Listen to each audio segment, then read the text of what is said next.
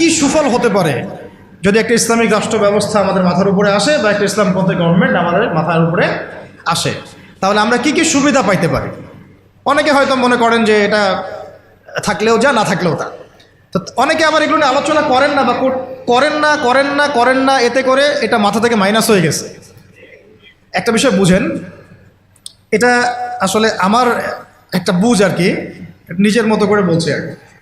একটা বিষয় কি, একটা বিষয়ের অভিজ্ঞতা মানুষের না থাকলে সেই বিষয়টার মর্ম এহমিয়ত কিন্তু মানুষ বুঝে। যেমন ধরেন আমরা যারা এখনও কক্সবাজারে কেউ যায় নাই, তাকে আপনি যতই বলেন যে সমুদ্রটা এমন, সমুদ্রটা ওই রকম, সমুদ্রের পাড়ে দাঁড়ালে এমন হয়, ওইখানে এত এইরকম বাতাস থাকে, মেরিন ড্রাইভ রোডটা এইরকম, সে কিন্তু কল্পনায় আনবে, কিন্তু সে কিন্তু উপলব্ধি করতে পারবে না। বুঝতে পারছি কথা? সিমিলারলি আপনি শুনেছেন যে মদিনা এমন, মক্কা এমন, কখনো যান নাই, আপনি কিন্তু উপলব্ধি করতে পারবেন না। রাষ্ট্র ক্ষমতায় আমরা দাড়ি টুপিওয়ালা মানুষরা সংখ্যাগরিষ্ঠতা নিয়ে, হ্যাঁ, একেবারে পুরা রুটির টুকরাটা আমরা কখনো পাইনি এ পর্যন্ত। পেয়েছি কি বিগত প্রায় 50, 60, 70 বছরে? তাহলে আমরা কিভাবে জানবো যে সেটার এহমিয়তটা কি, সেটার গুরুত্বটা কি, সেটা থাকলে আমরা কি করতে পারি? ওটা তো আমার অভিজ্ঞতা নাই, তো আমার কি নাই, আমার অভিজ্ঞতা নাই তো। কিন্তু দেখেন সেকুলারদেরকে দেখেন, এই ডেমোক্রেটিক সিস্টেমে যারা আছে তাদেরকে দেখেন, তারা কেউ 5 বছর থাকছে, কেউ 10 বছর থাকছে, কেউ 15 বছর থাকছে, তারা বুঝেছে যে তার মজাটা কি, এবং সেটা থাকলে সে কি করতে পারবে। তারা তো কেউ আল্লাহর বিধানের জন্য সেখানে যায় নাই। কেউ গিয়েছে ধরেন যে 10 বছর লুটপাট করেছে, জুলুম করেছে, দুর্নীতি করেছে, বিদেশে টাকা পাচার করেছে, যে মেয়েটাকে পছন্দ হয়েছে উঠাই নিয়ে আসছে, ঠিক আছে, ধর্ষণের সেঞ্চুরি করছে, ওই ক্ষমতা কাজে লাগায় সে হল দখল করছে, জমি দখল করছে, ব্যাংক দখল করছে, কোম্পানি দখল করছে, সে ওই মজাটা বুঝছে আর কি, ক্ষমতার মজা কি, ওর অর্থে মজা বললাম আর কি, ঠিক আছে। সে বুঝতে পারছে যে হ্যাঁ, ক্ষমতা থাকলে আমার এই জিনিসগুলো আমি তো পাবো। এই জন্য দেখেন, 1000 বার মাইর খাইলেও, নেতাকর্মী জীবন দিলেও সে ওই রাজনীতি থেকে সরে যায় না, তাই না? 10 বছর মাইর খায়, আবার আসে না, আমাকে যাইতে হবে, কারণ ওখানে কি মজা আমি তো জানি, ওইটা যদি একবার পাই তাহলে আমি আবার এইগুলা পাবো, তাই না বিষয়টা?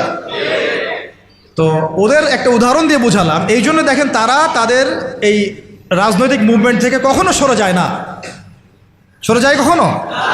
যায়নি, যায় না, যাবেও না, কারণ তারা ওর অভিজ্ঞতা অর্জন করেছে, তারা ওর মজাটা বুঝেছে। কিন্তু আমরা কখনো ওখানে গিয়ে আল্লাহর বিধান কি কায়েম করতে পেরেছি? আমরা তো ওখানে গিয়ে ন্যায় বিচার, ইনসাফ, হ্যাঁ, তারপরে আপনার আল্লাহর বিধান, শরিয়া আইন, তারপরে হুদুদ, কিসাস, এই যে বিষয়গুলো আমরা তো বাস্তবায়ন করতে পারি নাই। আমাদের ওই অভিজ্ঞতাটা নাই, তো এই কারণে আমাদের মধ্যে থেকে আলোচনা উঠে গেছে আস্তে আস্তে, খুব কম, লিমিটেড। কিন্তু আমরা যদি একবার ওখানে যেতে পারি, তখন দেখবেন আপনারাও বা আমরাও ওইটা ছাড়তে চাবো না, কারণ আমরা জানি ওখানে গেলে ইসলামকে কত বড় পরিসরে কায়েম করা যাবে ইনশাআল্লাহ, তাই না? আমরা ইসলামিক সেন্সে বলছি, আমরা ওখানে গেলে বুঝতে পারবো যে আমরা কত বড় পরিসরে ইসলামের খেদমত করতে পারবো ইনশাআল্লাহ। যেহেতু আমরা যেতে পারি নাই, তাই আমাদের মধ্যে ওই অভিজ্ঞতাটা কিন্তু এখন অর্জিত হয় না। এই কারণে আলোচনাগুলোর দরকার, যে ওখানে গেলে কি পেতে পারেন বা সুফলটা কি হতে পারে, আর না গেলে কি কুফলগুলো হচ্ছে। শুধু পয়েন্টগুলো বলবো। 1 নাম্বার, যদি একটা ইসলামিক সরকার আমাদের মাথার উপরে আসে এবং একটা ইসলামপন্থী রাষ্ট্র আমরা সামনে কায়েম করতে পারি, সামনে বলতে হতে পারে 5 বছর পরে, 10 বছর পরে, যদি কায়েম করতে পারি ইনশাআল্লাহ, তাহলে সর্বপ্রথম আমরা পুরো দেশে সালাত কায়েম করতে পারবো। সালাত কায়েম করতে পারবো, কায়েম। আমরা এখন নামাজ পড়ি, তাই না? নামাজ কায়েম করি ব্যক্তি জীবনে, পারিবারিক জীবনে, কিন্তু আমরা জাতিগতভাবে কিন্তু নামাজ কায়েম করতে পারি না। আপনি তো চার্জ করতে পারছেন না। আমাদের মুরব্বী ওলামা কেরাম অনেকে এখানে আছেন, যে কয়েক বছর আগেই মদিনায় যারা নামাজ পড়তো না, দোকান খোলা থাকতো না আমাদের সময়, তাদেরকে ধরে নিয়ে যাইতো না, গারামা দিত, গারামা, জরিমানা, অনেকে তো পিটাইতো, জেলও দিত, অনেকে ওই মরুভূমিতে গিয়ে রেখে দিয়ে আসতো, হেঁটে আয়তো শাস্তি। মানে নামাজ যদি রাষ্ট্র চায় তাহলে জনগণকে পড়াতে পারে। রাষ্ট্র যদি চায় জনগণকে মাস্ক পরাইতে পারে না? হ্যাঁ, তো রাষ্ট্র যদি চায় তাহলে জনগণকে নামাজও পড়াইতে পারবে ইনশাআল্লাহ। আর যারা বুঝে না তাদেরকে শিখাইতে পারবে, যারা নামাজ পড়তে জানে না তাদেরকে আমরা ইসলামিক সেন্টারে পাঠাইতে পারবো, তরবিয়ত দিতে পারবো, ওলামায়ে কেরামের সোহবতে নিয়ে শিখাইতে পারবো, তাই না? কিন্তু আপনি এটা রাষ্ট্রীয় উদ্যোগে এখন আর করতে পারবেন না। তো এটা ব্যক্তি জীবনে সীমাবদ্ধ হয়ে থাকে তখন। তো ব্যক্তি জীবনে থাকলে তো আপনি পড়লেও কি না, মানে পড়লে কেউ চার্জ করার নাই, না পড়লেও কেউ চার্জ করার নাই, এটা আপনার ব্যক্তিগত বিষয়ের সাথে নিসবত হয়ে গেল। কিন্তু জাতিগতভাবে কিন্তু নামাজ কায়েম হলো না। কিন্তু নবী সাল্লাল্লাহু আলাইহি ওয়াসাল্লাম কি মসজিদে কোনো সাহাবী না আসলে বা আসতে না পারলে খোঁজ নিতেন না? প্রাইমারি স্কুলে কোরআন শিক্ষা বাধ্যতামূলক করতে পারতেন না? হাই স্কুলে আরবি ভাষা শিক্ষা বাধ্যতামূলক করতে পারতেন, কোরআনের কিছু অনুবাদ তো বাধ্যতামূলক করতে পারতেন, সিলেবাস মুক্ত করতে পারতেন। অনার্স লেভেলে গিয়ে আমাদের এই ভাইরা তখন কোরআনের তাফসীর করতে পারতো, তর্জমা করতে পারতো, হাদিসের এরাব দিতে পারতো, এবারত পড়তে পারতো। তারা কি পারে? 95%ই পারে। মাস্টার্স লেভেলে গিয়ে তারা ইফতা দেওয়ার মতো যোগ্যতা হয়তো অর্জন করতে পারতো। আরও অনেক কিছু করা সম্ভব ছিল, কিন্তু এটা আপনি আর রাষ্ট্রীয়ভাবে এখন করতে পারছেন না। তাহলে একটা বিষয় হচ্ছে, দেখুন এক্সাম্পলটা বুঝেন, এখানে তো অনেক ফ্যাক্টরি আছেন আপনাদের এখানে, এটা দেখে মনে পড়লো আর কি উদাহরণটা, যে দেখেন ধরেন আমি একটা চাদর পরেছি, এখন এই চাদরটা ধরেন যে এক ভাই হাতে সেলাই করছে, 10 জন মিলে হাতে সেলাই করছে, 10টা চাদর উৎপন্ন হচ্ছে, আর এখানে একটা চাদর তৈরির ফ্যাক্টরি আছে, চাদর তৈরির ফ্যাক্টরি আছে। উৎপাদন কার বেশি হবে? ইসলামিক রাষ্ট্র হচ্ছে একটা ফ্যাক্টরির মতো কাজ করবে, যা ইসলাম আরও অনেক বেশি ছড়াই দিতে পারবে, যেটা ব্যক্তিগতভাবে অতটা সম্ভব হয়ে ওঠে না। দাওয়াতের মাধ্যমে হয়, দাওয়াতের মাধ্যমে ব্যক্তিগত ইসলাম হয়, মানুষ ফিরে আসে, কিন্তু বড় পরিসরে ইসলাম কায়েম হয় না। বরং আমরা ইসলাহের যত মেহনত করি, ওরা ওদের শয়তানি শক্তি দিয়ে ওইটাকে আবার নস্যাৎ করার চেষ্টা করে, তাই না? আমরা ইসলাহ করে মানুষকে আল্লাহর পথে ডাকার চেষ্টা করি, ওরা গান বাজায় দিল, কনসার্ট করাই দিল, পর্নোগ্রাফি চালু করে দিল, মেয়ে নাচাই দিল, আল্লাহ বিরুদ্ধে আইন 4টা-5টা চালু করে দিল, বাস আপনার মেহনতের উপর পানি পড়ে গেল, তাই না বিষয়টা? অথচ যদি আমরা একটা ইসলামিক স্টেটের দিকে যেতে পারতাম, ইসলামিক রাষ্ট্র ব্যবস্থার দিকে, তাহলে ওই ক্ষমতা আমাদের হাতে থাকতো যে তারা উপরের লেভেল থেকে ইসলাম বিরোধী কোনো শক্তিকে মানে আমাদের উপর চাপিয়ে দিতে পারত না। 1 নম্বর হচ্ছে আমরা নামাজ প্রতিষ্ঠা করতে পারতাম জাতিগতভাবে, যেটা আমরা এখন পারছি না। 2, আমরা যাকাত কায়েম করতে পারতাম, যাকাত প্রতিষ্ঠা করতে পারতাম রাষ্ট্রীয়ভাবে। এটা মুসলিমদের জন্য বলছি, নামাজ এবং যাকাতের বিষয়গুলো। অমুসলিমদেরকে নিয়ে তো আমাদের এখন এভাবে ফিকির নাই, তারা আমাদের রাষ্ট্রে থাকবে, আমরা সহ অবস্থান করব, আমরা তাদের ধর্ম পালনে কোনো বাধা দিব না, আবার আমরা তাদের ধর্ম পালনের অংশও হব না। মানে না আমি মূর্তি ভাঙতে যাব, আর না আমি মূর্তি পাহারা দিব, আর না আমি মূর্তি গড়ে দিব। তারা লাকুম দিনুকুম ওয়ালিয়া দিন, তোমাদের দিন তোমরা পালন করো, আমাদের দিন আমরা পালন করব। এবং তোমরা আমাদেরকে জিজিয়া দিবা। কি দিবা? এই জিজিয়া কেন দিতে হবে? কারণ এই জিজিয়ার বিনিময়ে আমরা তাদের জান, মাল, সম্পদ, সন্তান সব কিছু নিরাপত্তার দায়িত্ব নেব, যেটা মদিনা রাষ্ট্রে ছিল। এটাকে বলা হয় যে তারা ইসলামিক রাষ্ট্রের মধ্যে আমাদের জিম্মায় থাকে, আমাদের জিম্মায় থাকে। ওই জিম্মা শব্দও তো এরা বুঝে না, এরা মনে করে জিম্মা মানে মনে হয় জিম্মি, হ্যাঁ তাই না? বলে না যে জিম্মি করে ফেলছে। জিম্মি মানে তো একজনকে অন্যায়ভাবে আটকে রাখা, এটা কি জিম্মি? এই দেখেন আরবির যে কত অবস্থা খারাপ আমাদের দেশে। জিম্মি আর জিম্মা এটা কি এক হইল? জিম্মি হচ্ছে কি কাউকে অন্যায়ভাবে আটকে রাখা, আর জিম্মা মানে আপনার জান আমার জান, আপনার মাল আমার মাল, আপনার সন্তান আমার সন্তান, আপনার পরিবার আমার পরিবার। আপনি আমাকে জিজিয়া দিবেন, আপনার পুরো জান, মাল, ইজ্জত, পরিবার দায়িত্ব আমাদের। কেউ আপনাদের দিকে বাঁকা চোখে তাকাইতে পারবে? যদি তাকাইতে আসে কোনো মুসলমানও যদি আপনার উপর জুলুম করতে আসে, আমরা ওই মুসলমানের হাত কেটে ফেলে দেব যখন আপনার উপর জুলুম হবে। তখন যদি আপনি মাজলুম হন আর মুসলিম জালেম হয়, তাহলে আমরা তার বিরুদ্ধে ব্যবস্থা নেব। এটা হচ্ছে জিম্মাদারি। তো এরা দেখলাম যে এতটুকু বোঝে না। আমাদের একটা স্ট্যাটাস নিয়ে দেখলাম ভারতীয় একটা মিডিয়া এইসব অপপ্রচার চালাইছে আর কি, যে উনি বলছে যে অমুসলিমদেরকে জিম্মায় নিয়ে চলে আসবে। আরে ভাই, জিম্মা তো ভালো শব্দ।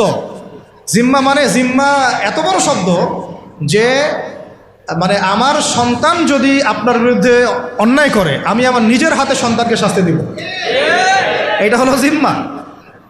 যাই হোক, এটা তারা বুঝে না। এটা তাদের জন্যে না, এই সালাত এবং যাকাতের বিষয়টা কাদের জন্য না? মুসলিমদের জন্য। অমুসলিমদের জন্য এটা নয়। আমরা তাদেরকে দাওয়াত দিব। কি করব? তাদেরকে দাওয়াত দিব। যাকাত প্রতিষ্ঠা করা সম্ভব কিভাবে? আমরা রাষ্ট্রীয়ভাবে আমাদের যাদের নেশাব পরিমাণ সম্পদ হয়েছে, একেবারে তালিকাভুক্ত করে, সুমারি করে একটা প্রশাসনের বাহিনীকে লাগিয়ে দিয়ে এইটাকে আমরা মানে উত্তোলন করতে পারি কিনা? নবী সাল্লাল্লাহু আলাইহি ওয়াসাল্লাম করেছিলেন কিনা? আবু বকর সিদ্দিক, ইবনুল খাত্তাব বিন আফফান, উসমান বিন আফফান, আলী ইবনে আবি তালেব তারা করেন নাই? তখন কি এই জাকাতের অর্থগুলো গরিব মানুষের কাছে সমানভাবে বন্টন করা হয় নাই? জাকাতের 8টা খাতে। এবং তখন কি সমাজের মধ্যে গরিব মানুষের সংখ্যা বেশি ছিল না কম? একজনও খুঁজে পাওয়া যায় তো? ওয়াল্লাহি এখনও যদি আমরা জাকাত ভিত্তিক অর্থ ব্যবস্থা চালু করতে পারতাম তাহলে আমাদের সমাজেও কোনো গরিব মানুষ থাকতো না। আপনাদের যত ওই কমিউনিজমের মতবাদ আছে, আর ওই পুঁজিবাদ আছে, আর এই সমাজতন্ত্র আছে, হ্যাঁ, আর এই যে আরও যত মতবাদগুলো আছে, ওয়ার্ল্ড ব্যাংকের, IMF-এর, হ্যাঁ, ফেডারেল রিজার্ভ ব্যাংকের, এই সমস্ত মতবাদগুলোই ফেল করছে। মানবতার কল্যাণে তারা কিছুই করতে পারে না। মানবতার কল্যাণে প্র্যাকটিক্যালি কাজ করে দেখিয়েছেন নবী মুহাম্মদ সাল্লাল্লাহু আলাইহি ওয়াসাল্লাম কিভাবে ইসলামী এবং জাকাত ভিত্তিক অর্থ ব্যবস্থার মধ্য দিয়ে সমাজের দরিদ্র মানুষের হক আদায় করতে হয়, এটা তিনি দেখিয়ে দিয়েছেন। আপনারা সেটা কিছুই করতে পারেন, খালি এসব গদবাধা আমাদেরকে ইকোনমিক্সের বই পড়াইছেন। ইকোনমিক্সের কী করছেন? বই পড়াইছেন। আর ইকোনমিক্সের পড়া এত জরুরি এই যুগে, ইসলামিক ইকোনমিক্স, না হলে যে আমাদেরকে কিভাবে তারা সুদখোর বানাচ্ছে আপনি চিন্তাও করতে পারবেন না। সাম্য তো কায়েম করতে পারেনই নাই, ইনসাফ তো করতে পারেনই নাই, বরং মানুষকে খাইয়েছেন রিবা, সুদ, ঘুষকে জায়েজ করছেন, দুর্নীতি হয়েছে, টাকার মান কমানো বাড়ানো নিয়ে ইনফ্লেশন করেছেন, গরিবের রক্ত চুষে খাইছেন, হ্যাঁ, একটা অংশ দিন দিন ধনী হয়েছেন, বাকি অংশকে গরিব বানাইছেন। মানুষের রক্তচোষা, শ্রমিকদের রক্তচোষা, গরিবদের রক্তচোষা অর্থনীতি দিয়েছেন মানুষকে, এবং এর ফলে মানে বৈশ্বিক জুলুম আপনারা প্রতিষ্ঠা করেছেন এই অর্থনীতি সিস্টেমের মধ্য দিয়ে। এইটা নিয়ে কথা বলতে গেলে আমার 1 ঘন্টা সময় লাগবে, এটা আমি অন্য একদিন বলবো ইনশাল্লাহ। শুধু এই টপিকের উপর কথা বলবো ইনশাল্লাহ, যে বর্তমান অর্থ ব্যবস্থার ধোঁকাবাজি, বর্তমান অর্থ ব্যবস্থার অর্থনৈতিক সিস্টেমের ধোঁকাবাজি আপনি শুনলে আপনার চোখ কপালে চলে যাবে। আসলে যারা কম জানে ওরা ঘুমাইতে পারে শান্তিতে, যারা আসলে জানে তারা ঘুমাইতে পারে, বুঝছেন? আসলে সত্য কথা এটাই। এত ধোঁকাবাজি হয়েছে অর্থনীতির মধ্যে, এমনভাবে গরিব মানুষকে নির্যাতন করা হয়েছে, এমনভাবে ওদের রক্ত চোষা হয়েছে। আল্লাহর কসম করে বলতেছে বাংলাদেশের বেশিরভাগ মানুষ এটার হদিসই নাই, তারা জানেই না। 3 নাম্বার দেখুন, যে আমাদের যে বাজার আছে, বাজার বলতে 2 রকম বাজার, একটা হচ্ছে আঞ্চলিক বাজার, একটা হচ্ছে বিশ্ব বাণিজ্য। এই দুটো বাজারের মধ্যে হারাম আছে না? হারাম পণ্য আছে না? কিন্তু ইসলামী অর্থ ব্যবস্থা থাকলে বা ইসলামী বাজার ব্যবস্থা থাকলে, ইসলামিক যদি আমরা কী বল সাম্যের ইকোনমি যদি আমাদের সামনে থাকতো, তাহলে আমরা এই প্রত্যেকটা হারামকে বন্ধ করতে পারতাম। আমরা এই মজুদদারিগুলো বন্ধ করতে পারতাম, আমরা সিন্ডিকেট বন্ধ করতে পারতাম, আমরা এই যে ইনফ্লেশন বন্ধ করতে পারতাম, আমরা এই বাজারের যে জুলুমগুলা, দুর্নীতিগুলো, এগুলো বন্ধ করতে পারতাম। এগুলো কিন্তু আমরা বন্ধ করতে পারছি না। বরং ইনস্ট্যান্ট শাস্তির আওতায় আনা সম্ভব ছিল, আমরা এটা করতে পারছি না শুধুমাত্র ইসলামিক বিধান না থাকার কারণে। আল্লাহ পাক আমাদের বোঝার তৌফিক দান করেন। তারপরে দেখুন 4 নম্বর হচ্ছে আমাদের পুরো অর্থ ব্যবস্থায়, এটা ভালো করে বোঝেন, পুরো অর্থ ব্যবস্থায় ইকোনমিক সিস্টেমের মধ্যে 3টা জিনিস খুব মোটা দাগে আছে। একটা হলো জুলুম, একটা হলো খেয়ানত, একটা হচ্ছে দুর্নীতি। কি বললাম? জুলুম, খেয়ানত, দুর্নীতি। এই 3টা আমরা দূর করতে পারি নাই আমাদের অর্থ ব্যবস্থা থেকে। যদি ইসলামিক অর্থ ব্যবস্থা থাকতো, জাকাত ভিত্তিক, সাদাকা ভিত্তিক, কৃষি ভিত্তিক, শিল্প ভিত্তিক, হালাল বাণিজ্য, আঞ্চলিক এবং বৈশ্বিক, তাহলে দেখতেন ইনশাআল্লাহ সমস্ত জায়গা থেকে জুলুম, তারপরে আপনার এই খেয়ানত এবং এই দুর্নীতি একটাও স্থান পেত না। কারণ এটাতে জনগণকে আমরা তখন আল্লাহর কাছে জবাবদিহি করতে বাধ্য করতাম এবং আল্লাহ পাকের বিধান অনুযায়ী বিচার ফয়সালা করতাম। আল্লাহ পাকের বিধান অনুযায়ী বিচার ফয়সালা করা।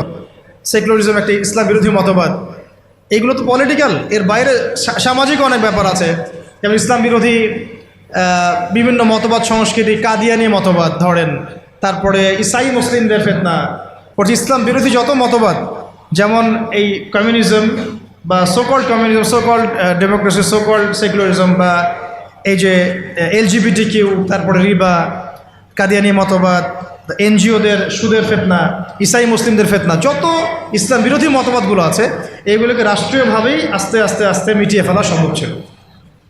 কিন্তু ইসলামী রাষ্ট্র ব্যবস্থা না থাকলে এটাকে আপনি মেটাতে পারবেন না, বরং তারা সমাজে আধিপত্য বিস্তার করার চেষ্টা করবে এবং তারা ফ্লুয়েন্টলি তাদের মিশনে কাজ করতে শুরু করবে, যেটা আমরা দেখেছি তারা কাজ করছে। কাদিয়ানীদেরকে কেউ ঠেকাচ্ছে কি? না। ইসাই মুসলিমদের ফেতনা কি কেউ ঠেকাতে পারছি আমরা? আমরা হয়তো দাওয়াত দিতে পারছি, বুঝাতে পারছি, ওদের এলেমের এগেনস্টে আমরা আমাদের এলেম জাহির করতে পারছি, মোনাজারা হচ্ছে, কিন্তু ওদের উপর কোনো কঠোর ব্যবস্থা কিন্তু আমরা গ্রহণ করতে পারছি না। ওটা ব্যক্তিগতভাবে সম্ভব হচ্ছে না, কিন্তু রাষ্ট্র থাকলে আমরা পারতাম। রাষ্ট্র থাকলে আমরা পারতাম। 6 নম্বরটা খুব বেশি ইম্পর্টেন্ট। এটা আমাদের জন্য খুব বেশি ইম্পর্টেন্ট এই কারণে যে এটা জাতির মেরুদণ্ড। আমাদের জাতির মেরুদণ্ড কি? শিক্ষা। এখন আসেন একটু পিছনে ফিরে তাকান, বিগত 30, 40, 50 বছরে, বিগত 30 থেকে 40 বা 50 বছরে জাতীয় শিক্ষা ব্যবস্থার মধ্যে ইসলাম কতটুকু আছে আর কতটুকু নাই? আদৌ কি আছে? জাতীয় শিক্ষা ব্যবস্থা, আমি কিন্তু মাদ্রাসা শিক্ষার কথা বলছি না। আচ্ছা, মাদ্রাসা শিক্ষা ব্যবস্থা প্রণয়ন করতে হলো কেন? কারণ জাতীয় শিক্ষা ব্যবস্থার মধ্যে ইসলাম নাই, তাই মাদ্রাসাগুলো না থাকলে তো ইসলাম মিটাই ফেলতো তারা। মাদ্রাসাগুলো না থাকলে কি করতো? ইসলাম মিটাই ফেলতো। তো মাদ্রাসার খেদমত তো একটা সুরত। আমার দেশের 80%, 90% মানুষ মুসলিম, কোটি কোটি ছেলে মেয়ে স্কুলে পড়াশোনা করে, কলেজে পড়াশোনা করে, ইউনিভার্সিটিতে পড়াশোনা করে।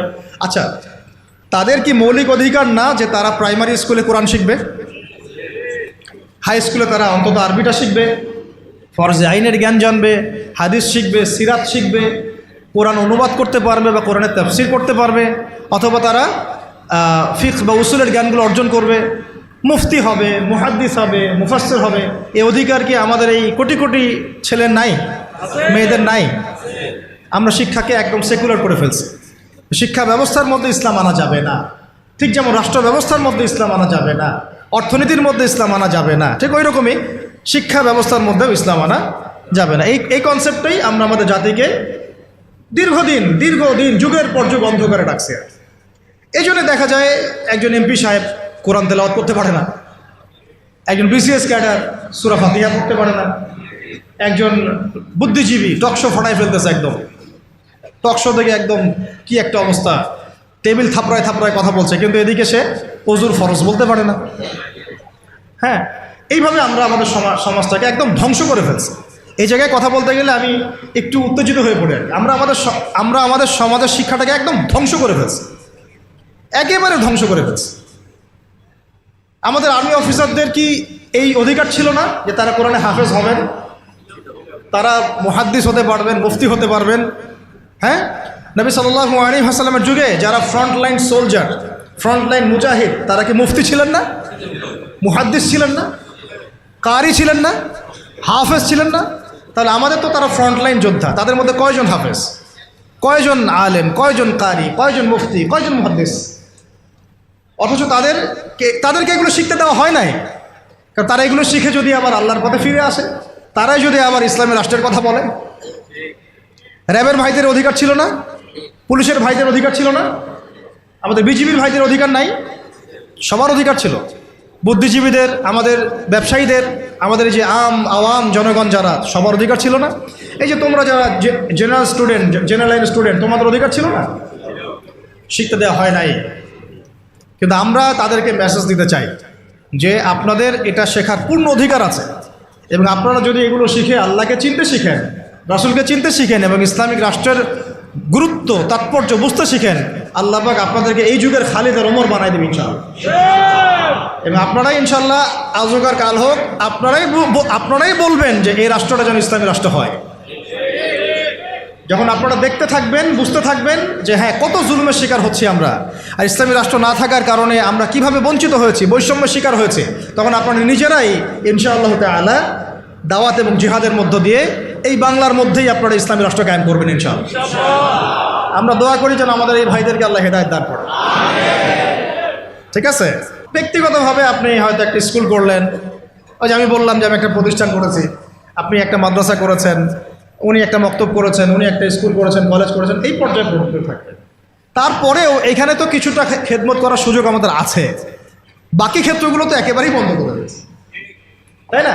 আর একটু ভেবে দেখেন, একটু চোখ বন্ধ করে ভেবে দেখেন, যদি ইসলামী রাষ্ট্র ব্যবস্থা থাকতো, ইসলামিক গভর্নমেন্ট থাকতো, তাহলে কত চমৎকার শিক্ষা ব্যবস্থা থাকতো, কত চমৎকার হতো প্রাইমারি স্কুলগুলো। প্রত্যেকটা প্রাইমারি স্কুল হয়ে যেত একটা মাদ্রাসার মতো। কত সুন্দর হতো আমাদের হাই স্কুলগুলো, আমাদের ইউনিভার্সিটিগুলো। থাকতো না কোনো ফ্রি মিক্সিং, থাকতো না কোনো নারী পুরুষের অবাধ মেলামেশা, থাকতো না কোনো অপরাজনীতি, থাকতো না কোনো জুলুম। আবরারকে এভাবে পিটায় হত্যা করার সুযোগ হতো না কারো। হ্যাঁ, হতো? থাকতো না কোনো, আর কি বলবো, হ্যাঁ, বেপরদামি, বেহায়ামি, এগুলো থাকতো না। তো আল্লাহ পাক আমাদেরকে ইসলামী শিক্ষা ব্যবস্থার দিকে জাতিকে নিয়ে যাওয়ার তৌফিক দান করবেন। আর এটা না থাকলে কি হবে? না থাকলে দিন বিবর্জিত শিক্ষা ব্যবস্থা চালু করা হবে, যেটা চালু করা হয়েছে। 7 নম্বর হচ্ছে, যদি আমরা ইসলামিক রাষ্ট্র গঠন করতে পারতাম তাহলে ব্যাপকভাবে মসজিদ, মাদ্রাসা, ইসলামিক সেন্টার, হ্যাঁ, তারপরে ইসলামিক বিশ্ববিদ্যালয়, একদম আল আজহারের মতো, মদিনা বিশ্ববিদ্যালয়ের মতো, দারুল উলুম দেওবন্দের আদলে অনেক বড় বড় প্রতিষ্ঠান আমরা দেশের মধ্যে করতে পারতাম। বাইরের কান্ট্রিগুলো থেকে স্টুডেন্টরা এসে আমার দেশে পড়াশোনা করে, কিন্তু এটা কি আমরা কিন্তু করতে পারি না। বরং উল্টা দেখবেন, যদি এটা না থাকে তাহলে কি হচ্ছে, ব্যক্তিগত পর্যায়ে আপনাকে কাজ করতে হবে। এছাড়া বরং আমরা এমন একটা অবস্থা চলে যাব যে অন্যের কাছে হাত পাততে হবে আমাদেরকে একটা প্রতিষ্ঠান করার জন্য। আর রাষ্ট্র থাকলে রাষ্ট্রই দায়িত্ব নিত।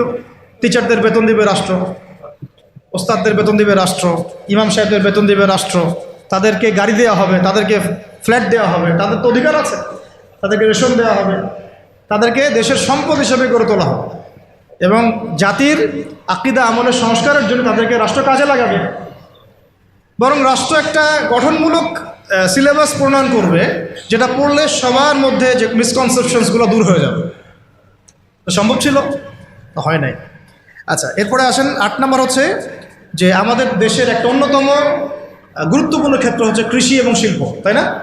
কৃষি এবং শিল্প। তো কৃষি এবং শিল্পের মধ্যে দুর্নীতি হয় নাই? কম না বেশি? তো এই দুইটা সেক্টর এত বেশি গুরুত্বপূর্ণ, যেটা রাষ্ট্রের অর্থনীতি গড়ার মূল কারিগর বলা যায়। তো এই কৃষি এবং শিল্পের সমস্ত দুর্নীতিকে বন্ধ করা সম্ভব ছিল যদি ইসলামী রাষ্ট্র ব্যবস্থা থাকতো, যেটা আমরা করতে পারি নাই। কৃষক ভাইদেরকে অধিকার দেওয়া হয় নাই। যে পণ্যটার দাম এখানে 100 টাকা, দেখবেন সেই বেচারা বিক্রি করছে 10 টাকায়।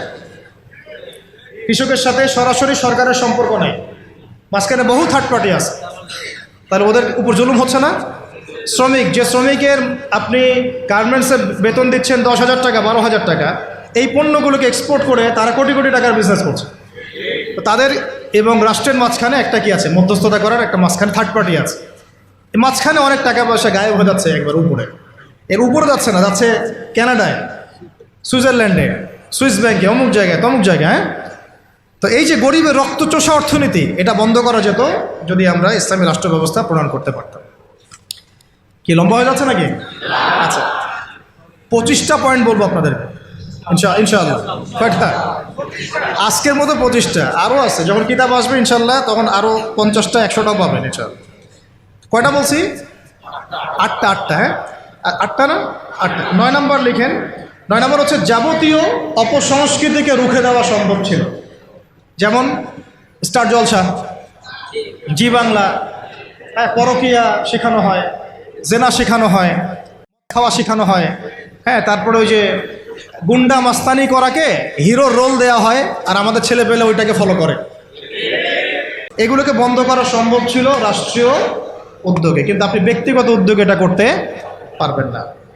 আচ্ছা, 9 নম্বর হচ্ছে এটা কত? 10 নম্বর হচ্ছে, এটা খুব গুরুত্বপূর্ণ, খুবই গুরুত্বপূর্ণ। সেটা হচ্ছে ইসলামী রাষ্ট্র ব্যবস্থা যদি না থাকে তাহলে এই যে অনলাইন এবং অফলাইনে যত প্রিন্ট এবং ইলেকট্রনিক মিডিয়া আছে, এদের মিথ্যাচার আপনি বন্ধ করতে পারবেন, এদের ইসলাম বিদ্বেষ আপনি বন্ধ করতে পারবেন না, এদের শয়তানি আপনি বন্ধ করতে পারবেন না। ওই প্রথম আলোর সামনে গিয়ে আপনি গরু জবাই করেন না, যাই করেন, ওর কিছুই যায় আসবে না, কিছু যায় আসবে না। ছেলে মানুষই হবে একটা, ওর কিছু যায় আসবে? শয়তানের এগুলোতে কিছু যায় আসে নাকি? তো যদি ইসলামী রাষ্ট্র ব্যবস্থা আপনার হাতে থাকতো তাহলে আপনি আইন প্রণয়ন করে হোক, নীতি নির্ধারণ করে হোক এবং আইনের সুশাসন নিশ্চিত করে হোক, ইসলামের স্বার্থকে সর্বোচ্চ অগ্রাধিকার দিয়ে আপনি এগুলোকে নিয়ন্ত্রণ করতে পারবেন। ইসলামী শাস্তি এগুলা, দর্রা, বেত্রাঘাত, হাত ফেলা, কি তাই না? রজম করা। এই জন্যে এই ভয়ে তো বহু মানুষ চায় না যে ইসলামী রাষ্ট্র হোক। বহু মানুষ এই কারণে ইসলামী রাষ্ট্র চায় না যে ইসলামী রাষ্ট্র ব্যবস্থা আসলে পরে তাদের ব্যক্তি জীবনের গুনাহ তারা করতে পারবে না। কারণ ব্যক্তি জীবনে জেনা করে, ও তো চাইবে না ইসলামী রাষ্ট্র আসুক। ব্যক্তি জীবনে খায়, ও তো চাইবে না যে মদ, আরে বাপরে বাপ, ইসলামী রাষ্ট্র আসলে তো 80টা বেত্রাঘাত করবে আমাকে, তাই না? ইসলামী রাষ্ট্র আসলে তো পরকীয়া করতে পারবে না। তখন তো আপনি ধরেন যে এই খোলামেলা এবং উন্মুক্ত কনসার্ট আপনি করতে পারবেন না। আপনি শুনলে বাসায় শুনবেন, ব্যক্তিগতভাবে পাপ করবেন, জনগণকে পাপি করতে পারবেন না, তাই না? ইসলামী রাষ্ট্র আসলে অনেকের অনেক সমস্যা আছে। আবার ওই সমস্যাগুলোর কারণে তারা আবার চায় না ইসলামী রাষ্ট্র আসুক। তো যাই হোক, চাক আর না চাক, একটা কথা বলে দেই, অনলাইনে দিয়ে দিব আমরা এগুলা, মানে কেউ চাক আর না চাক, কেউ চাক বা নাই বা চাক, আজ হোক আর কাল হোক, এই বাংলাদেশের বুকে ইসলামী রাষ্ট্র কায়েম হবেই হবে। কেউ এটাকে বদলাইতে পারবে? বলেন কেন পারবে না? কারণ নবী সাল্লাল্লাহু আলাইহি ওয়াসাল্লাম ভবিষ্যৎবাণী করেছেন যে একটা কাঁচা বাড়ি বাদ থাকবে না, একটা পাকা বাড়ি বাদ থাকবে না, যেখানে আল্লাহ পাক তার তাওহীদের কালিমা লা ইলাহা ইল্লাল্লাহ মুহাম্মাদুর রাসূলুল্লাহকে প্রকাশ করবেন না। ওরা যে বলছেন অখণ্ড ভারত হবে, হ্যাঁ অখণ্ড ভারত হবে ঠিকই, তবে সেটা হবে কিসের? ইসলামের এবং তাওহীদের কালিমা লা ইলাহা ইল্লাল্লাহ মুহাম্মাদুর রাসূলুল্লাহ। অপেক্ষা করতে থাকো, তোমরা অপেক্ষা করতে থাকো, ফান্তাজিরু ওয়া ইন্না মাআকুম মিনাল মুনতাজিরিন। কোনো সমস্যা নাই, কিন্তু এটা হবেই হবে ইনশাআল্লাহ। 11 হচ্ছে সমস্ত সামাজিক অশ্লীলতা, যেমন বেপরদামি, কিশোর গ্যাং, মাদকের আকড়া, জুয়ার আকড়া, এগুলোকে আপনি বন্ধ করতে পারবেন না যদি ইসলামিক রাষ্ট্র ব্যবস্থা না থাকে। 13 নম্বর হচ্ছে আইনের সুশাসন বলে একটা শব্দ শুনি আমরা, এটা গদবাদ একটা শব্দই থাকে, এর আসলে বাস্তব খুব একটা প্রয়োগ হয় না। এবং আমরা দেখেছি আইনকে হাতিয়ার করে নিয়ে মানুষ রাজনীতি করেছে, ব্যক্তি আক্রোশ ঝেড়েছে এবং ব্যক্তির স্বার্থ চরিতার্থ করেছে, দলের স্বার্থ উদ্ধার করেছে, তাই না? ওলামায়ে কেরামরা কি অপরাধ করেছিলেন শাপলা চত্বরে যে তাদের সবার উপরে 10টা 5টা করে মামলা দিতে হবে? বলেন। যারা মারলো তাদের বিরুদ্ধে মামলা হলো না, যারা মরলো তাদের বিরুদ্ধে মামলা হলো। তারা কি অপরাধ করেছিলেন? এখনো বহু ওলামায়ে কেরাম 5টা 6টা 10টা করে মামলা নিয়ে কাঁধে নিয়ে ঘুরছেন না? তাহলে আইনের সুশাসন কি এখানে হয়েছে? নিশ্চিত। এখন পর্যন্ত এই পরিবর্তিত সরকার বলছেন এখন পর্যন্ত এগুলোকে উইথড্র করা হয় নাই, এখন পর্যন্ত মামলাগুলো থেকে উইথড্র করা হয় নাই, এখন পর্যন্ত বহু গুম হওয়া মানুষকে উদ্ধার করা হয় নাই। আর আমরা জানি তারা কি পরিমাণ কষ্টে আছেন, আমরা গেস করতে পারি যে তারা কি পরিমাণ কষ্টে আছে। এটা তো আপনি গেস করতে পারবেন না, কারণ আপনার সে অভিজ্ঞতা নাই, সমুদ্র দেখেন নাই, আপনি বুঝবেন কিভাবে এর গভীরতা কেমন। সেখানে একদিন মনে হবে 1 বছরের সমান, একদিন মনে হবে কি 1 বছরের সমান। এমন বহু মানুষ ভিতরে এখনও আছে যারা মাজলুম, নির্যাতিত, নিপীড়িত, এখন ওদেরকে বের করা হয় নাই। এখনও বহু মানুষের ঘাড়ে মিথ্যা মামলা ঝুলছে, বহু ওলামায়ে কেরাম মামলা নিয়ে ভুগছেন। আর মামলা এমনভাবে দিয়ে রাখে যে সকালবেলা আপনি হাজিরা দিবেন ঢাকায়, একেবারে আবার দেখা যাবে কালকে আবার হাজিরা দেওয়া লাগবে রাজশাহীতে, তারপরে হাজিরা দেওয়া লাগবে চট্টগ্রামে। এইভাবে তারা হ্যারাস করছে মানুষ। আর 4টা 5টা মামলা কার উপর থাকলে তার আর কোনো হ্যারাসমেন্টের প্রয়োজন নাই, এইটাই তার সারা জীবনকে শেষ করে ফেলবে। তার জমি জমা বাড়ি গাড়ি বিক্রি করেও সে ওখান থেকে বেরোতে পারবে। এটা কি আইনের সুশাসন নিশ্চিত হয়েছে?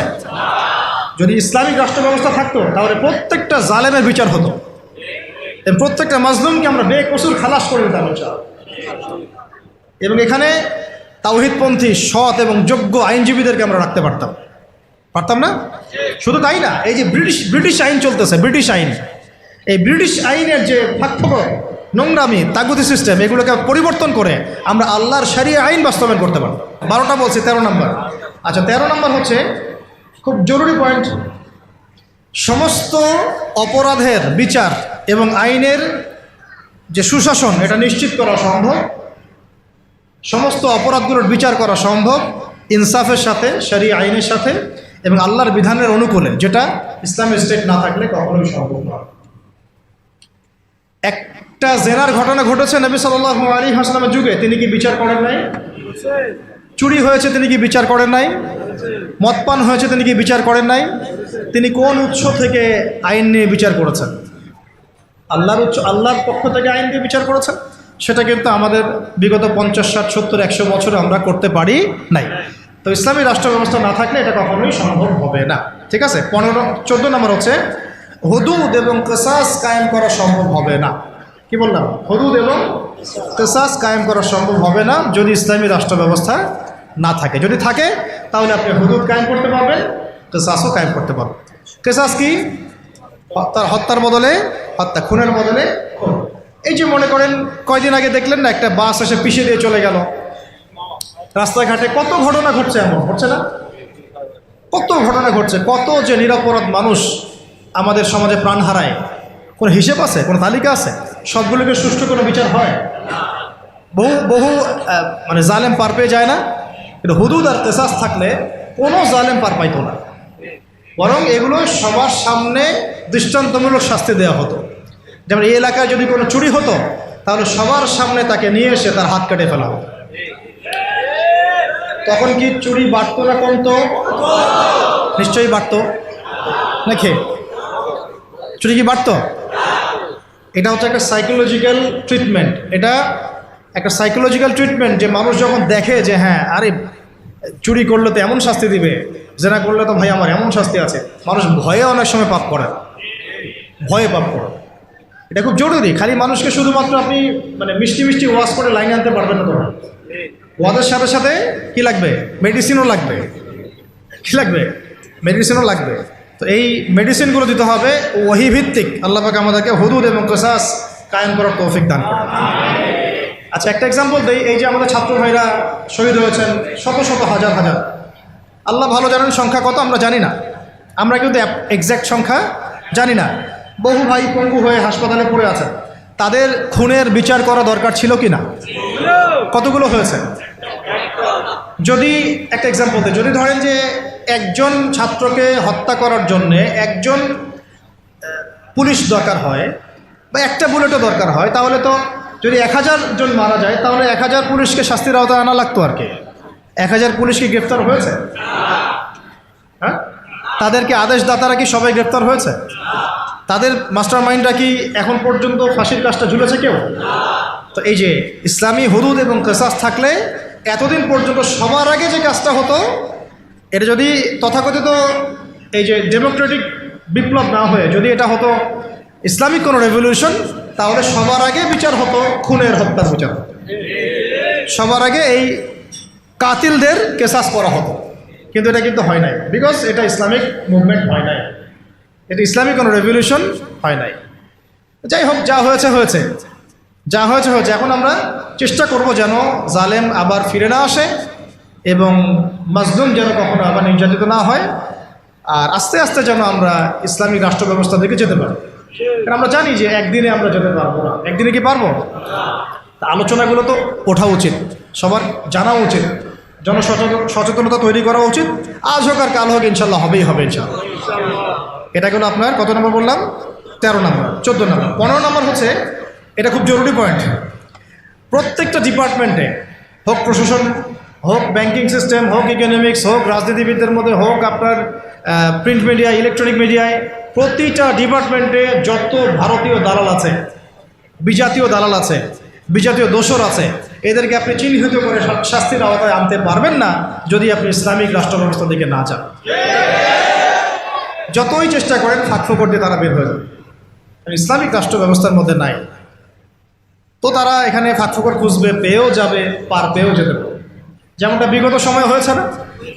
বিগত সময় তো অনেক অপরাধী পার পেয়ে যায় নাই, গিয়েছে। সবার কি বিচার হয়েছে? হয় নাই। আল্লাহ পাক আমাদেরকে বোঝার তৌফিক দান করে দেন। 16 নম্বর হচ্ছে, এটা যদি একবার বলেছি আবার রিপিট হচ্ছে, যে গরিব মানুষের অধিকার নিশ্চিত করা যাবে। গরিবের অধিকার নিশ্চিত করা যাবে ইনশাআল্লাহ। শুধু গরিব না, জন্তু জানোয়ারের অধিকার পর্যন্ত নিশ্চিত করা যাবে ইনশাআল্লাহ। পশু পাখি, জন্তু জানোয়ারের অধিকার পর্যন্ত নিশ্চিত করা যাবে ইনশাআল্লাহ। ওমর রাদিয়াল্লাহু আনহু বলতেন যে আমি ভয় পাই যে আমার রাষ্ট্রে বা আমার রাজ্যে যদি ওই ইরাকের, সুদূর ইরাকের ফোরাত নদীর তীরে কোনো ছাগলের বাচ্চাও যদি না খেয়ে মারা যায়, আমি ভয় পাই যে আল্লাহ পাক সেই জন্যও আমাকে জবাবদিহি করাবেন। কারণ এই জবাবদিহিতা অন্য কোন গভর্নমেন্ট দিয়েছে বিশ্বের মধ্যে? ওমর রাদিয়াল্লাহু আনহু বললেন যে এটা আমার আর এটা আমার ছেলে আব্দুল্লাহ, তার অংশটুকু নিয়ে আমি কাপড় বানিয়েছি।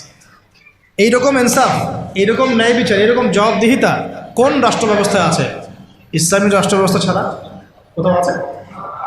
এইগুলো আমরা নিশ্চিত করতে পারতাম গরিবের অধিকার, যদি আমরা ইসলামী রাষ্ট্রের দিকে যেতে পারতাম। 17 হচ্ছে খুব জরুরি পয়েন্ট, এটা আমাদের ওলামায়ে কেরামরা বুঝবেন আর কি। জরুরি পয়েন্ট হচ্ছে যে বিধর্মীদের কথা বলছি না, মুসলিমদের কথা বলছি। মুসলিমদের ধর্মীয় যে আমল, আকীদা, উসুল, মানহাজ, এই যে বিষয়গুলো আমাদের মধ্যে আছে, এখানে উদ্দেশ্যপ্রণীতভাবে বহু ইখতিলাফ ঢুকিয়ে দেওয়া হয়েছে। উদ্দেশ্যপ্রণীতভাবেই সব কিছু কিন্তু ইখতিলাফভাবে আসে নাই, ফিকহি ইখতিলাফ থেকে সব আসে নাই, বহু কিন্তু উদ্দেশ্যপ্রণীত আছে, ইচ্ছা করে ঢুকিয়ে দেওয়া হয়েছে যাতে আমরা আপোষে একে অপরের সাথে সময় কাটাতে ব্যস্ত থাকি এবং তারা তাদের আখের গোছাতে ব্যস্ত থাকে। ঠিক আছে? হ্যাঁ, জি, আমাদেরকে লাগিয়ে রেখে তারা তাদের মিশন সফল করবে। অনেক বিষয় কিন্তু শুধু ধর্মীয় না, বরং অনেক কিছু রাজনৈতিক বিষয় আছে, পলিটিক্স আছে এখানে। তো এখানে পয়েন্টটা হচ্ছে এইগুলোকে নিয়ে আমাদের মধ্যে কিন্তু অনেক ইখতিলাফ আছে, এটাকে আমরা রাষ্ট্রীয়ভাবেই সমাধান করতে পারতাম। এখন আপনি সেটা করতে পারবেন না। ও ওর মতো করে বলবে, সে তার মতো করে লিখবে, সে তার মতো করে ফেসবুকে লিখবে, সে তার মতো করে একটা লাইভ দিবে, সে তার মতো করে একটা বয়ান দিবে। রাষ্ট্র চাইলে সবাইকে বসাইতে পারতো, আরে ভাই বসেন, ঠিক আছে বসেন, দুজন দুই প্যানেলে বসেন, দেখি ইলমের মাধ্যমে প্রমাণ হোক যে কোনটা হক আর কোনটা বাতিল। যেটা বাতিল প্রমাণিত হবে সেটা আমার রাষ্ট্র থেকে আমি উচ্ছেদ করে রেখে দেব, শেষ। যেটা বাতিল প্রমাণিত হবে তারা রাষ্ট্রের মধ্যে এইভাবে আর এটা মতবাদ প্রচার করতে পারবে না। যারা হক প্রমাণিত হবে তারা মতবাদ প্রমাণিত হবে। আর এখানে তো যাদের মধ্যে সাহিবুল ইলম যারা, তারা তো এটাকে গ্রহণ করে নেবেন, কারণ তারা তো জানেন যে তার হক, তারা জানেন তারা হক, তারা বুঝেন তারা হক। এখন এই হকটাকে প্রচার করার প্ল্যাটফর্ম দিতাম আমরা, যে আপনারা এই প্ল্যাটফর্মে হক প্রচার করেন। কারণ আস্তে আস্তে জনগণের মধ্যে আকীদা, আমল, মানহাজ সব ইখতিলাফগুলো দূর হয়ে যায়। সব দূর না হলেও অ্যাটলিস্ট এটাকে কমায় ফেলা সম্ভব হতো এবং সংকুচিত করা তো অবশ্যই সম্ভব হতো, কিন্তু এটা আপনি এখন আর করতে পারবেন না, যেহেতু ইসলামিক রাষ্ট্র ব্যবস্থা আমাদের মধ্যে নাই। আচ্ছা, 17 হয়েছে না? 18। আচ্ছা, ধৈর্য আছে না শেষ? আচ্ছা, 18 হচ্ছে ইসলামী রাষ্ট্র ব্যবস্থা থাকলে আমরা বিধর্মী অমুসলিমদের মাঝে ব্যাপক দাওয়াতের কাজ করতে পারব রাষ্ট্রীয় উদ্যোগেই, এবং এতে করে তারাও ইসলামের দিকে আসার একটা সুযোগ পেত। আল্লাহর বান্দাদেরকে আমরা জাহান্নাম থেকে জান্নাতের পথে আনতে পারতাম, কিন্তু এখন আপনি সেটা পাচ্ছেন না, বরং তারা আপনার ঘরে এসে দাওয়াত দিচ্ছে, মানুষ মুসলিমকে অমুসলিম বানাচ্ছে। তাই না বিষয়টা? 19 হচ্ছে আমরা ইসলামী রাষ্ট্র কাঠামো পেলে মদিনা রাষ্ট্রের আদলে একটা মুনাওয়ার, একটা আলোকিত রাষ্ট্র গঠন করতে পারতাম, যেটা ইসলামী রাষ্ট্র ব্যবস্থা ছাড়া কখনোই সম্ভব হবে না। তো মদিনা রাষ্ট্র কি, এটা নিয়ে তো আলোচনা এসেছে, এটা আর আলোচনা করছি না। এটা কত হলো? 19। 20 নম্বর হচ্ছে যে মুসলিমদের তরুণ মুসলিম যারা, আমাদের তরুণ যে মুসলিমরা আছেন, তরুণ তরুণী, আমাদের শিক্ষিত সমাজ, সবার প্রতিভাগুলোকে আমরা কাজে লাগাতে পারতাম। আমরা কিন্তু এখন সেটা পারছি না। একজন প্রতিভাবান ছেলে বিদেশে চলে যাচ্ছে, ওখানে গিয়ে ভালো চাকরি পাচ্ছে।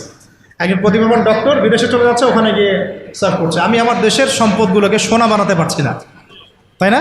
তাদেরকে হীরা বানাতে পারছি না, পলিশ করতে পারছি না। সদুদ্যোগ নাই, বরং এখানে দুর্নীতি আছে। প্রতিভাবান একটা ছেলে, ওকে আমি জব দিচ্ছি না, আমার দল করে বলে ওকে জব দিচ্ছি। এই যে দুর্নীতিগুলো, এতে করে ওই ছেলে তো আর জাতিকে কিছু দিতে পারবে না। রাম শ্যাম যদু মধু উপদেষ্টা হয়ে বসে আছে, তাই না? আমরা তো এগুলোর যোগ্যই না, আমরা কি না? আমাদের তো জ্ঞান নাই, এলেম কালাম কিছুই নাই, রাম শ্যাম যদু মধু সব উপদেষ্টা হয়ে বসে আছে। একজন ব্যক্তি যে পরকীয়া শিখায়, সেও এখন নেতা হয়ে বসে আছে, তাই না? এই হলো অবস্থা। তো প্রতিভার মূল্যায়ন হবে না যদি ইসলামী রাষ্ট্র ব্যবস্থা না কায়েম। তো আরেকটা বিষয় হচ্ছে, এটা কত বললাম? 20। 21 হচ্ছে প্রযুক্তিগত যত উন্নয়ন আছে না, আপনার ইন্টারনেট সেকশন বলেন, অনলাইন সেকশন, অফলাইন সেকশনের কথাই বলেন, ইনক্লুডিং নিউক্লিয়ার প্ল্যান্টস, মিসাইলস, এইগুলো পর্যন্ত আমরা তৈরি করতে পারতাম যদি ইসলামী রাষ্ট্র থাকতো। এখন যেহেতু ইসলামী রাষ্ট্র নাই, আপনি চাইলেও এগুলো করতে পারছেন না। প্রযুক্তিগত কোনো উন্নয়ন করতে পারছি না আমরা, বরং অন্যের কাছে হাত পেতে বসে আছি। আমাদেরকে অ্যাপস দাও, আমাদেরকে সার্ভার দাও, আমাদেরকে এইটা দাও, আমাদেরকে সেইটা দাও, আমাকে ড্রোন দাও, আমাকে মিসাইল দাও। তাই না? কিন্তু দেখেন নবী সাল্লাল্লাহু আলাইহি ওয়াসাল্লাম যখন মদিনা রাষ্ট্র গঠন করেছেন, তিনি নিজে নিজের রাষ্ট্রে এগুলো উৎপাদন করেছেন। মদিনা রাষ্ট্রের অস্ত্র থেকে আসছে, মদিনায় উৎপন্ন করা হয়েছে, উৎপন্ন করা হয় নাই। সামরিক প্রশিক্ষণ কোথায় দেওয়া হয়েছে? মদিনাতেই দেওয়া হয়েছে। এবং তখনকার যুগের উপযুক্ত যে প্রযুক্তি, এই প্রযুক্তিগুলো সাহাবীদের কাছে ছিল। তো মূল কথা হচ্ছে কি, এক কথায় যে আমরা ইসলামী রাষ্ট্র ব্যবস্থা গঠন করতে না পারলে আমাদের দেশের মধ্যে প্রযুক্তিগত এবং সামরিক উন্নয়ন ত্বরান্বিত করতে পারবো না, বরং অন্যের কাছে আমাকে হাত পেতে বসে থাকতে হবে। তখন শত্রু আমাকে অতটুকুই দিবে যার ডিফেন্স সিস্টেম তার কাছে আছে। এমন অস্ত্র সে আমাকে বিক্রি করবে না যার ডিফেন্স সিস্টেম ওর কাছে নাই। এটা আমাদের বোঝা উচিত। আর আল্লাহ পাক কি আমাদের মাথায় কিছুই দেন নাই? আমাদের যদি প্রতিভাগুলোকে আমরা কাজে লাগাতে পারতাম, তাহলে আমরা দেশের মধ্যেই তাদেরকে দিয়েই এইসব ড্রোন, এইসব মিসাইলস, নিউক্লিয়ার প্ল্যান্টস আমরাই বানাতে পারতাম।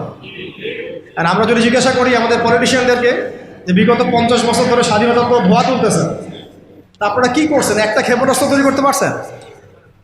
একটা ড্রোন কি বাংলাদেশে তৈরি করতে পারছেন? তো একটা হচ্ছে যে অস্ত্র শস্ত্রে আমরা আমাদের সামরিক বাহিনীকে শক্তিশালী করতে পারতাম, উন্নত অস্ত্র, উন্নত সামরিক অস্ত্র, যেটা কিন্তু আমরা এখন পর্যন্ত পারি নাই। আমরা জানি না আমাদের আকাশসীমা কিন্তু সেফ না, আমাদের আকাশসীমা কিন্তু সেফ না। আমাদের সমুদ্র সীমা এখন পর্যন্ত আমরা বলতে পারি না যে পরিপূর্ণ সেফ। আমাদের প্রশাসনের বাহিনীগুলো আমরা বলতে পারি না সবগুলো দালাল মুক্ত, বিদেশি এজেন্ট মুক্ত, আমরা বলতে পারি না। তো আল্লাহ পাক আমাদেরকে এমন ইসলামী রাষ্ট্র গঠন করার তৌফিক দান করেন যে রাষ্ট্রে আমরা আমাদের এই প্রশাসনের ভাইদেরকে তাওহীদপন্থী ইমানদার বানাবো এবং সবচেয়ে সেরা অস্ত্র তাদের হাতে তুলে দেবো ইনশাআল্লাহ। তো রাষ্ট্র যদি জিহাদ করে তাহলে ফ্রন্ট লাইনে কারো জিহাদ করবে? আমাদের এই ভাইরাই তো করবে। তো আমাদের এই ভাইদেরকে আগে তৈরি করতে হবে না? আল্লাহ পাক আমাদের ভাইদেরকে ঈমান দান করেন, বেশি বেশি আমলের তৌফিক দেন এবং তাদের মাথার উপরে আল্লাহ পাক একটা ইসলামী সরকার নিয়ে আসেন, আমিন। আচ্ছা, 22 হচ্ছে যে আমরা 23 হচ্ছে আমাদের এই পুরো তরুণ প্রজন্মকে আমরা জজবায় গড়ে তুলতে পারতাম। এটা কিন্তু আপনি এখন পাচ্ছেন। এটা জজবা মানে কি বোঝাচ্ছি? জজবা মানে কি আপনি শুধু আবেগে ভেসে পড়বেন এমন বোঝাচ্ছি না, বরং আমাদের জেনারেশন রেডি, তার আল্লাহর জন্য সবসময় জীবন দেওয়ার জন্য প্রস্তুত। এমন জেনারেশন আমাদের আফগান ভাইদের মধ্যে নাই, হামাসের ভাইদের মধ্যে নাই। যে কোনো সময় যদি শত্রু আক্রমণ করে তারা প্রস্তুত। এখন আপনারাই বলেন তো দেখি, যারা ভয় দেখাচ্ছে চট্টগ্রাম কেটে ফেলবো, ফেনী নিয়ে নিব, এই করব সেই করব, হাসেন না। যদি আল্লাহ না করুক, যদি তারা কোনো পদক্ষেপ নিয়েই ফেলে, আমাদের প্রজন্ম কি প্রস্তুত? আমাদের প্রজন্মের আমরা কেউ কি AK-47 চালাতে পারি? আমাদের কেউ কি মার্শাল আর্টস জানি? আমাদের কেউ কি 10 রাউন্ড দৌড়াতেও পারি? তাহলে আমাদের কেউ কি তরোয়ালও চালাইতে পারে? অথচ নবী সাল্লাল্লাহু আলাইহি ওয়াসাল্লামের যুগে সাহাবায়ে কেরাম এক একজন সাহাবী প্রশিক্ষিত ছিলেন। আচ্ছা, আলী রাদিয়াল্লাহু আনহু কেমন মানুষ ছিলেন? তাসবিহ তাহলিল করতেন খালি? ভয়ে তার সামনে কেউ দাঁড়াইতে পারত না। যেই দাঁড়াইতো তাকেই তিনি একেবারে গর্দান উড়াই ফেলতে পারতেন। এত প্রশিক্ষিত ছিলেন আলী ইবনে আবি তালিব। হ্যাঁ, ওমর ইবনে খাত্তাব তিনি কি শুধু কোরআন তেলাওয়াতই করতেন, নামাজই পড়তেন, তাহাজ্জুদই পড়তেন? তিনি এত বেশি প্রশিক্ষিত ছিলেন, তার সামনে 10 জন দাঁড়াইতে পারত। হামজা রাদিয়াল্লাহু আনহু। তাহলে দেখেন আমাদের পুরো জেনারেশনকে দেখেন, ইনক্লুডিং আমাকে দেখেন, আমরা কি আসলেই প্রস্তুত?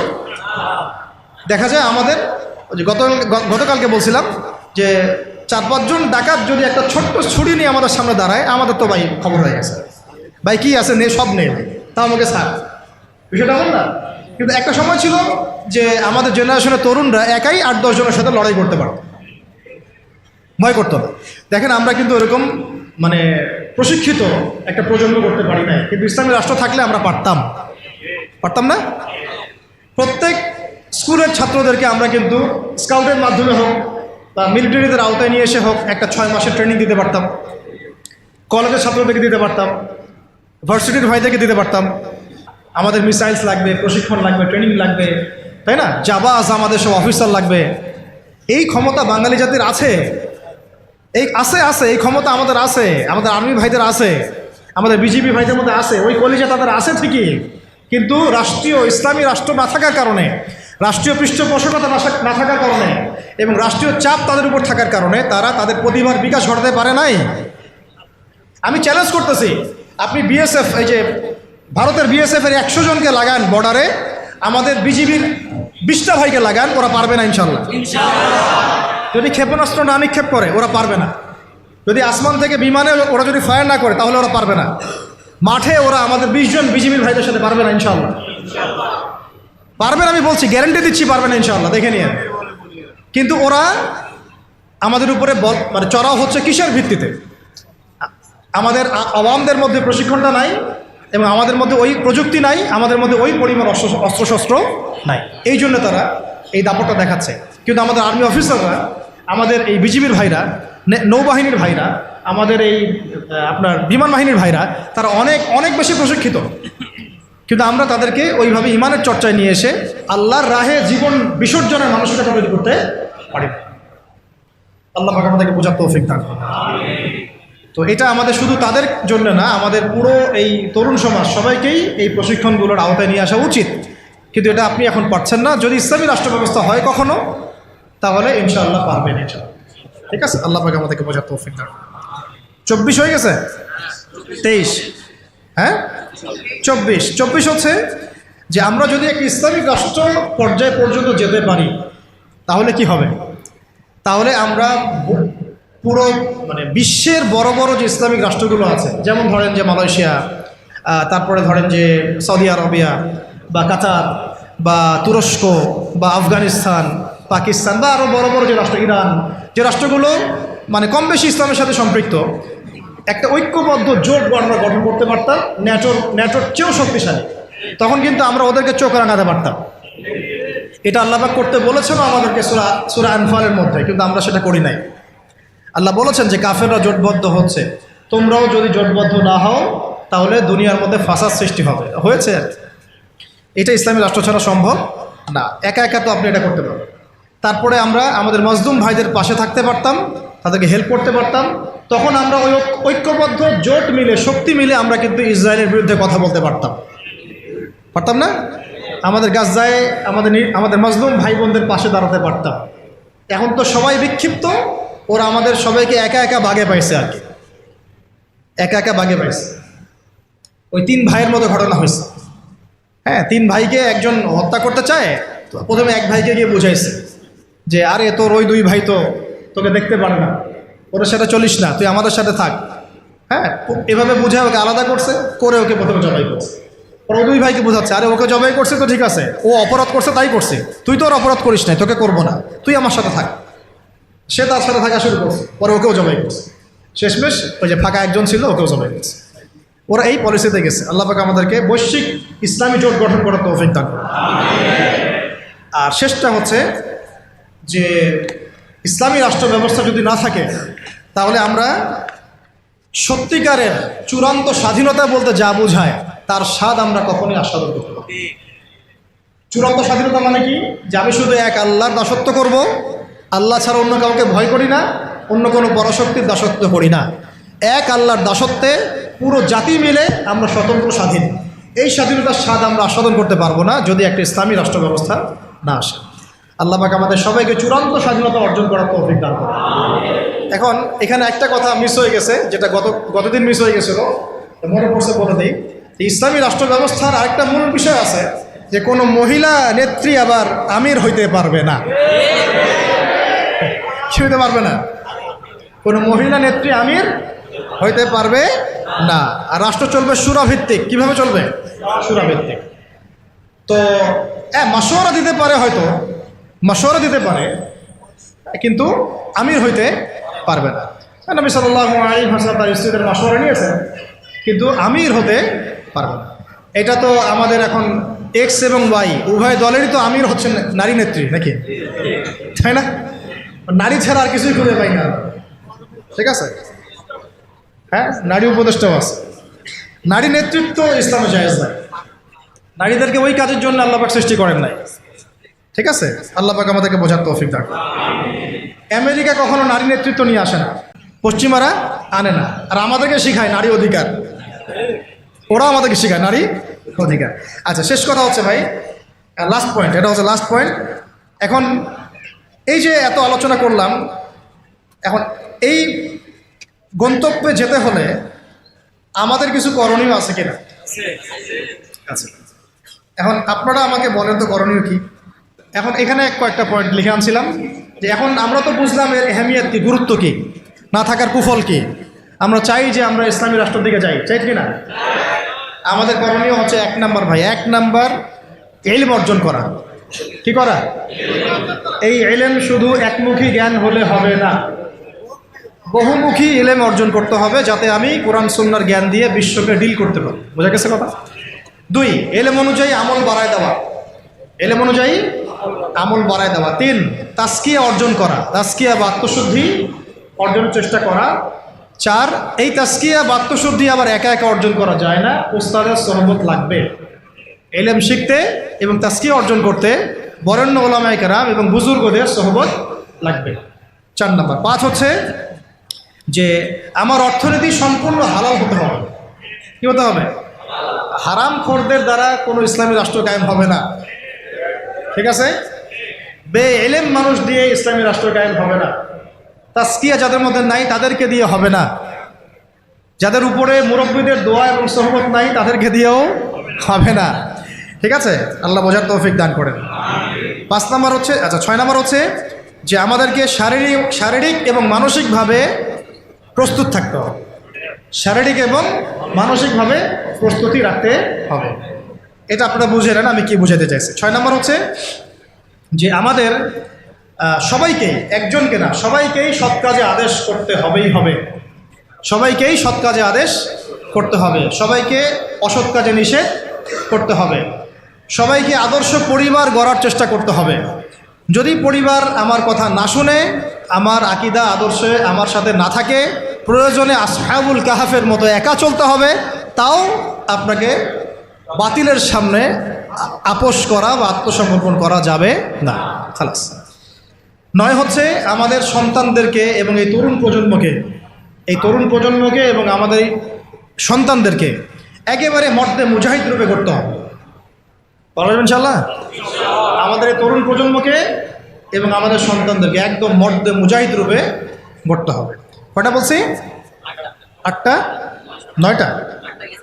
9 নাম্বার। 9 নাম্বার হচ্ছে যে এটা দাবি আমাদের এবং কাজও কিভাবে করব আমরা জানি না এখন পর্যন্ত, কিন্তু আমাদের দাবিটা উত্থাপন করা উচিত। সেটা হলো আমাদের এই তরুণ সমাজকে, অন্তত তরুণ যুব সমাজকে বাধ্যতামূলক প্যারামিলিটারি প্রশিক্ষণের ব্যবস্থা করতে হবে। এটা ছাড়া আমরা কিন্তু প্রস্তুতি গ্রহণ করতে পারব। ঠিক আছে? আল্লাহ পাক আমাদেরকে বোঝার তৌফিক দান করুন। তারপরে প্রত্যেকটা ডিপার্টমেন্ট থেকে ভারতীয় সমস্ত দালালদেরকে দূর করতে হবে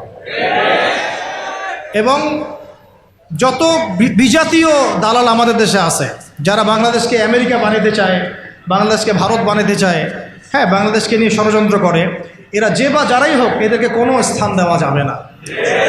ঠিক আছে? 10 নম্বর হচ্ছে যে সবসময় আল্লাহ রাব্বুল আলামিনের পথে নিজের জান, মাল, সময়, শ্রমকে বিলায় দেওয়ার মানসিকতা রাখতে হবে। যে কোনো অবস্থায় আমার জান, আমার মাল, আমার শ্রম, আমার সময়, এগুলোকে আল্লাহর রাস্তায় ঢেলে দেওয়ার মানসিকতা থাকতে হবে। এরপরে অবশ্যই থাকতে হবে যে ওলামায়ে কেরামদের সাথে নিসবত রাখা এবং ওলামায়ে কেরামদের যে জামাআহ, এই জামায়াতের সাথে থাকা, একাকী জীবনযাপন না করা, ওলামায়ে কেরামের জামায়াতের সাথে থাকা এবং তাদের হাতকে শক্তিশালী করার চেষ্টা করা। ঠিক আছে? তারপরে আরও জরুরি হচ্ছে যে আমাদের প্রত্যেকটা ডিপার্টমেন্টের ভাইদেরকে দাওয়াত দিতে হবে।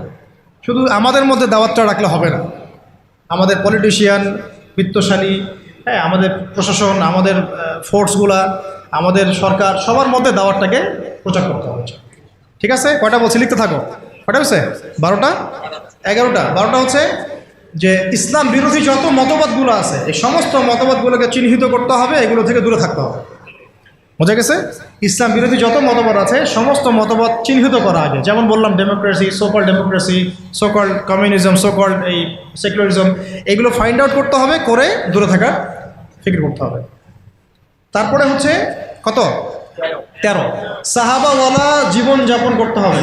সাহাবাওয়ালা জীবনযাপন, সাহাবাওয়ালা জিন্দেগি, দুনিয়ার পূজা ত্যাগ করতে হবে, দুনিয়ার পূজা ত্যাগ করতে হবে, সাহাবাদের মতো জিন্দেগি যাপন করতে হবে। ঠিক আছে। 14 হচ্ছে অল্পে তুষ্ট থাকতে হবে, অল্পে তুষ্ট থাকতে হবে, দুনিয়ার নেশায় ডুবে যাওয়া যাবে না। 15 হচ্ছে বিয়ে শাদী দ্রুত করে ফেলতে হবে। কারণ আছে, কারণ হচ্ছে এটা আপনাকে অস্থিরতা থেকে স্থিরতা দিবে।